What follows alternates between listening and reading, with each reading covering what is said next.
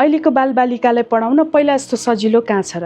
हामी टिचरले धेरै कुरा थाहा पाउन जरुरी छ। जस्तै पूर्व बाल्यावस्थाका बालबालिकाहरूलाई कसरी पढाउनुपर्छ हैन, उहाँहरूको बाल मनोविज्ञानका कुराहरू भयो, अनि त्यस्तै गरेर बालबालिकाहरूको सामाजिक, भाषिक, संवेगात्मक विकास, शारीरिक विकास, बौद्धिक विकास कस्तो हुन्छ र त्यसमा हामी टिचरले कस्तो भूमिका खेल्नुपर्छ, यो सबै कुराहरू थाहा पाउन एकदम जरुरी छ।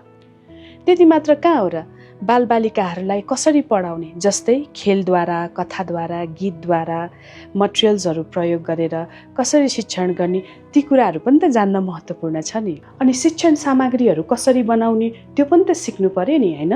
लो कस्ट एन्ड नो कस्ट मटेरियल्सहरू बनाएर हामीले कसरी शिक्षण गर्ने भन्ने कुरा पनि त सिक्न जरुरी पर्यो नि।